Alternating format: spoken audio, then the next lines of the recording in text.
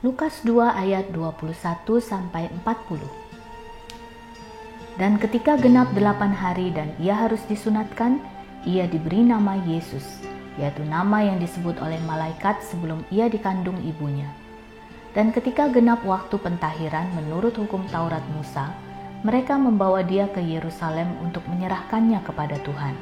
Seperti ada tertulis dalam hukum Tuhan, semua anak laki-laki sulung harus dikuduskan bagi Allah.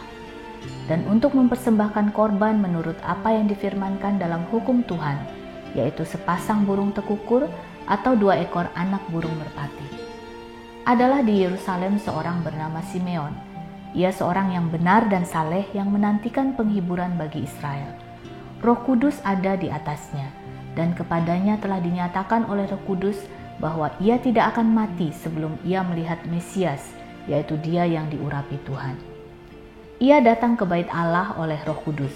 Ketika Yesus anak itu dibawa masuk oleh orang tuanya untuk melakukan kepadanya apa yang ditentukan hukum Taurat, ia menyambut anak itu dan menatangnya sambil memuji Allah, katanya, "Sekarang Tuhan, biarkanlah hamba-Mu ini pergi dalam damai sejahtera, sesuai dengan firman-Mu, sebab mataku telah melihat keselamatan yang daripada-Mu, yang telah Engkau sediakan di hadapan segala bangsa, yaitu terang yang menjadi penyataan bagi bangsa-bangsa lain dan menjadi kemuliaan bagi umat-Mu Israel."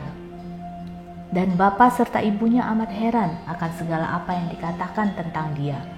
Lalu Simeon memberkati mereka dan berkata kepada Maria, ibu anak itu, "Sesungguhnya anak ini ditentukan untuk menjatuhkan atau membangkitkan banyak orang di Israel, dan untuk menjadi suatu tanda yang menimbulkan perbantahan, dan suatu pedang akan menembus jiwamu sendiri, supaya menjadi nyata pikiran hati banyak orang."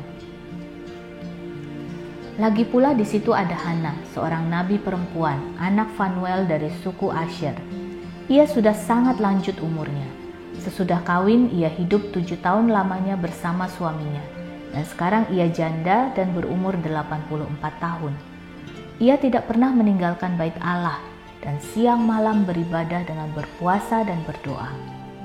Dan pada ketika itu juga datanglah ia ke situ dan mengucap syukur kepada Allah dan berbicara tentang anak itu kepada semua orang yang menantikan kelepasan untuk Yerusalem. Dan setelah selesai semua yang harus dilakukan menurut hukum Tuhan, kembalilah mereka ke kota kediamannya, yaitu kota Nazaret di Galilea.